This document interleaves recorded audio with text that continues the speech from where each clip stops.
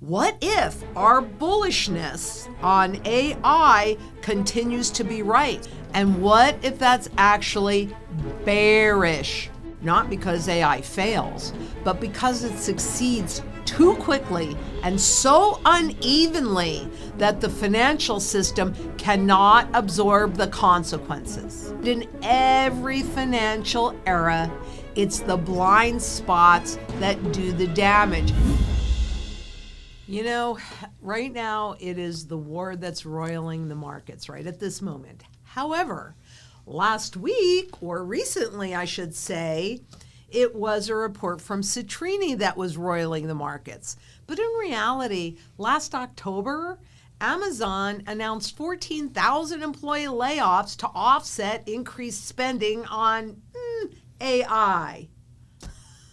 Frankly, this is also right around the time when some market analysts warned about an overheated AI stock market and a bubble, using language like toxic calm before the crash. But frankly, there were lots of signs like the Amazon layoffs. And while it's really great to only see the upside, it's also important to examine other potentials. So we start with a scenario published on February 22nd. Now, frankly, this was not a forecast or a prediction. It was just a scenario, a thought exercise. And while they're saying from the future, quite honestly, I think it was more than likely based upon what they were seeing in the markets. And so it asked a provocative question.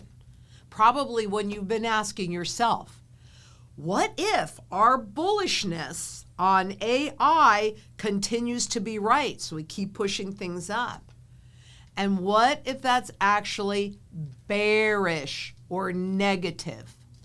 Not because AI fails, but because it succeeds too quickly and so unevenly that the financial system cannot absorb the consequences. And that's why the authors immediately clarify what this is and, frankly, what it isn't. They tell us that this isn't doom scrolling. This isn't AI doomer fiction. It's simply an exploration of a risk that has been under-examined, a blind spot, if you will.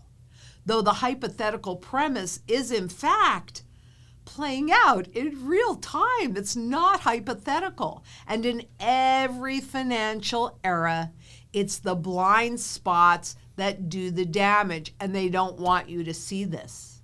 So where is it that damage is likely to show up? Well, these are the industries most likely to be impacted by the scenario in that paper.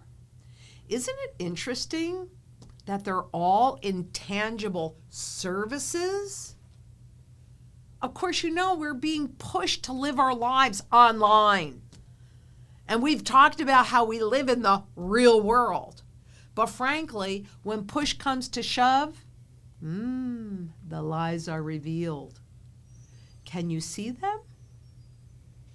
Because this also speaks to diversification and the importance of, think about it, real, tangible assets, sound money, along with essential skills. These are the things that survive transitions. So what exactly is the risk that they believe we're not looking at? Comes down to one mechanism, and it's the engine of the entire scenario. They call it a human intelligence displacement spiral, a feedback loop with no natural break. AI replaces engineers, analysts, advisors, and middle management. Companies cut workers to expand their margins. The savings get reinvested into more AI compute, which accelerates more layoffs, which frees up more capital for more AI. And the cycle tightens. This isn't science fiction. It's incentives. And incentives always win because companies only care about the shareholders. But frankly, when a scenario hits too close to the truth, oh, what's the first reaction? And frankly, it's almost always the same. It's denial. Because just 3 days later, global investors pushed back hard. But not because the scenario was absurd, but frankly because it was too plausible. And this is the classic pattern. When a system is fragile, the first reaction to truth is rejection. And when a well-packaged web of lies has been sold gradually to the masses over generations, the truth will seem outrageous and the speaker a raving lunatic. But frankly, investors weren't disputing the logic. They were rejecting the implications, because if the displacement spiral is real, then the models they rely on aren't. And then, as always happens, the real world delivered another undeniable data point. Here we go. On February 26th, Block announced that it was cutting 40% of its workforce, 4,000 people explicitly, because AI tools were replacing human labor. This is the displacement spiral moving from theory to headlines. This is a lived experience. And Block is not a distressed company. This is a profitable, modern, tech-forward firm. So if they're doing it, I don't know, don't you think others will follow? Because this is how systemic shifts begin. Quietly and suddenly. And how did the Wall Street respond to layoffs? Well, they cheered, pushing the stock up almost 17% on that day. Wouldn't that encourage other companies to do the same? Is this a pattern shift that we're seeing? Because remember, whenever there is a shift, it means there's change that's happening. And when systems shift, markets speak long before the public understands what is actually happening. Now, let's just look at what capital did. So that's Wall Street's capital over that same period. Well, here you go. The NASDAQ drifted, Bitcoin moved sideways, treasuries softened, so yields went up. But silver surged, because silver is the fuse, and gold climbed. This chart isn't about prices because it's a relative performance chart. It's about behavior. Markets really don't debate, they don't argue, they react. And when trust in the system begins to wobble, when the future feels unstable, capital does what it has always done. It seeks shelter. It seeks tangibility. It seeks assets outside the counterparty structure. Ta-dum. And that brings us to the only part of this story that we can actually control. Because we can't control what others do. But I've given you two promises over all of this time. Number one, at some point, all assets move to their true fundamental value. For dollars, euros, yen, any fiat money, that value is zero, as witnessed by the Federal Reserve themselves telling us. But in the hard asset, in the sound money movement, well, that's one of the reasons why you're seeing those contracts move up. But contracts mean nothing.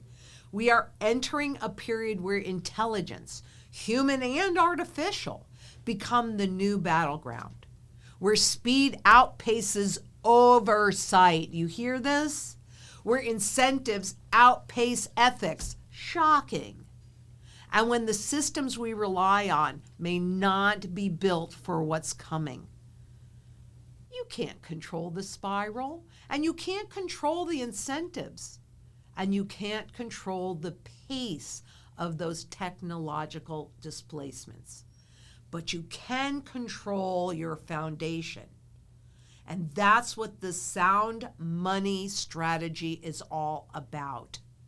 This is why we return again and again and again to the mantra. And what is that? You want to make sure that you have surety in food, water, energy, security, barterability, wealth preservation, community, and shelter. Because when intelligence becomes unstable and when markets become reactive and they're all on technology, they're all on algorithms, trust becomes fragile. And in every Ponzi scheme, that's what they can't afford. They need that confidence of the public. But what do we have? We have sound money. And while silver is the fuse and it'll indicate what's coming, gold is the anchor. It is the foundation that does not require permission or trust. And it does not require a counterparty. In fact, according to the Bank for International Settlements, it is the only financial asset that runs zero counterparty risk.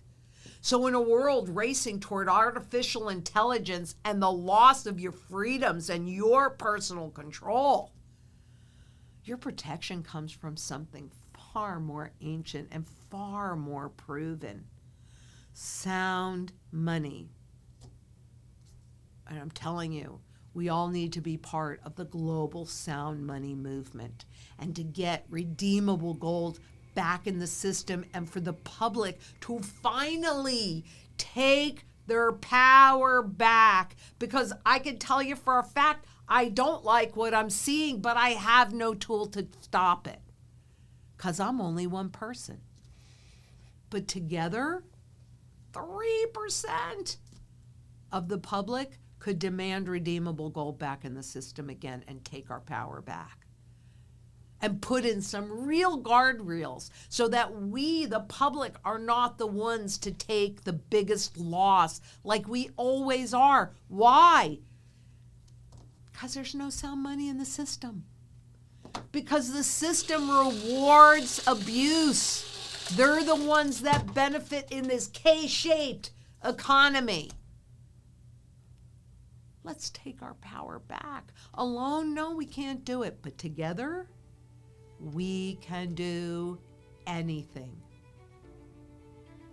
And until next we meet, please be safe out there. Bye-bye.